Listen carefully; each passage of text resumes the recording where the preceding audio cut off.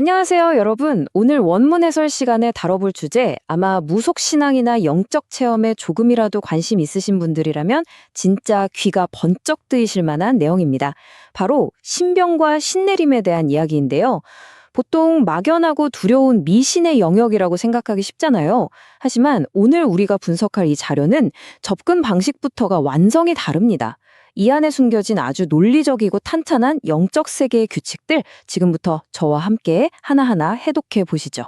우리 주변을 보면 원인을 알 수 없는 병이나 정신적인 고통에 시달리다가 덜컥 값비싼 신내림굿부터 받는 안타까운 경우를 종종 보게 됩니다. 그런데 여기서 우리가 가장 먼저 아주 냉정하게 던져야 할 질문이 하나 있어요. 지금 겪고 있는 그 고통이 정말로 신이 부르는 진짜 신병이 맞을까요? 아니면 그저 엉뚱한 영혼이 방해하는 가짜 신병, 즉 영적 간섭에 불과한 걸까요? 이걸 헷갈리면 첫 단추부터 완전히 잘못 꿰게 되는 겁니다. 원문에 따르면 이 둘은 그야말로 하늘과 땅 차이입니다. 흔히 신기라고 부르는 가짜 신병은 태어날 때부터 들러붙어서 뇌파를 교란시키는 원한기들이 일으키는 단순한 영적 간섭이에요. 반면에 진짜 신병은 완전히 다릅니다. 정해진 운명의 타이밍에 그것도 아주 분명한 임기를 가지고 합법적으로 찾아오는 가문의 직계조상신에 의해 발생하거든요. 아예 근본 원인 자체가 다르다는 거죠. 오늘 우리가 해설할 핵심 아젠다 4가지입니다. 첫째, 환상과 현실. 둘째, 사주 육친법 설계도. 셋째, 신체 표적 해독. 그리고 마지막으로 넷째, 규칙의 길입니다. 가볍게 짚고 바로 넘어가 보죠. 그럼 바로 첫 번째 섹션, 환상과 현실로 들어가서 가짜와 진짜를 어떻게 명확하게 구분하는지 살펴볼까요? 먼저 가짜 신병, 이른바 영적 간섭에 대한 정의입니다. 원문에서는 이걸 우울증, 공황장애, 심지어 조현병 같은 신경정신질환을 유발하는 현상으로 봅니다. 그 원인이 뭐냐고요? 뇌에 딱 기대어서 파란곡절을 일으키는 종조상귀나 선망귀 같은 원한귀들 때문이라는 거예요. 여기서 정말 중요한 팩트 하나. 이런 경우는 그 원한 귀들을 천도해서 중앙부주 황천세계로 보내줘야지 절대 신내림을 받을 일이 아니라는 겁니다. 완전 오진을 하게 되는 셈이죠. 이와 대조적으로 진짜 신병은요, 우리 인생에서 대운이나 연운 같은 특정한 운명의 주기에 딱 도달했을 때 찾아옵니다.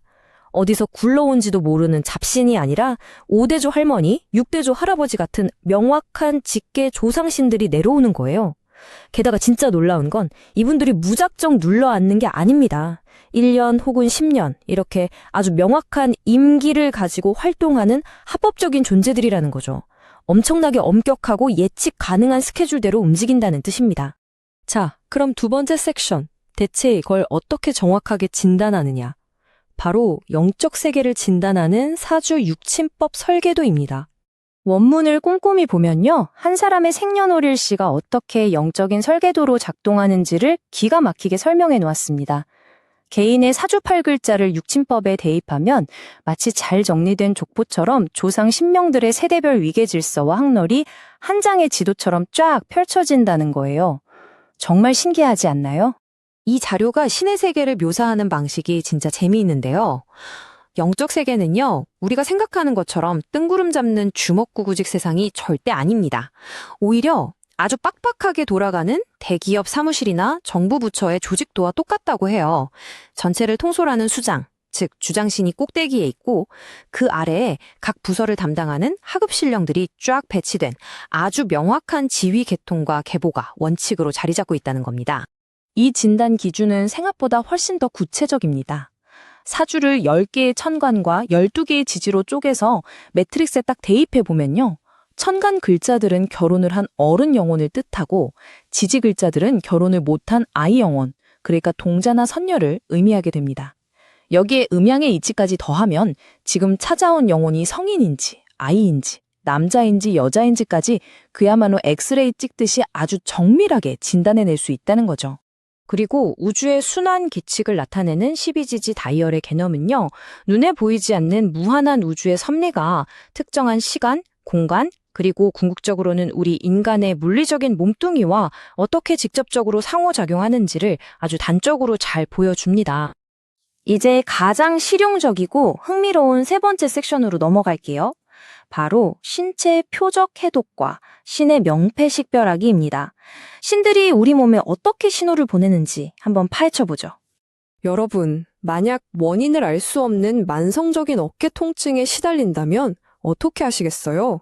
당연히 병원 가서 물리치료받거나 한의원 가서 침을 맞겠죠? 그런데 말입니다. 이 사주육침법의 체계 안에서 보면 무속인 제자에게 나타나는 이 지독한 어깨 통증은 단순한 근육통이 아니에요.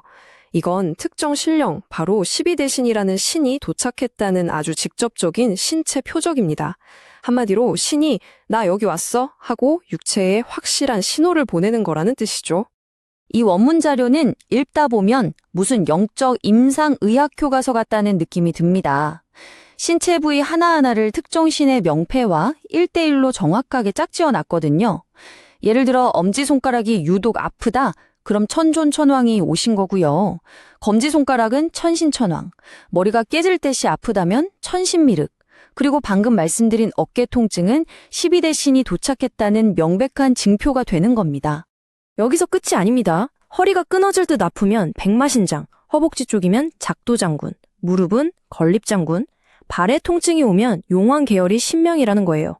그러니까 진짜 신의 대자라면 내 몸 어디가 아픈지를 아주 정확히 파악해서 지금 나에게 찾아온 신의 명패가 무엇인지 찾아내고 신당에 제대로 좌정시켜드려야 한다는 거죠. 놀랍게도 그렇게 딱 합의를 받고 나면 그토록 괴롭히던 육체의 통증이 마치 거짓말처럼 씻은 듯이 사라진다는 게 이 자료의 핵심적인 주장입니다. 쉽게 말해서 가장 중요한 프로세스는 이 4단계 흐름도로 요약됩니다. 첫째, 신체 어느 부위에 표적, 즉 통증이 왔는지 파악한다.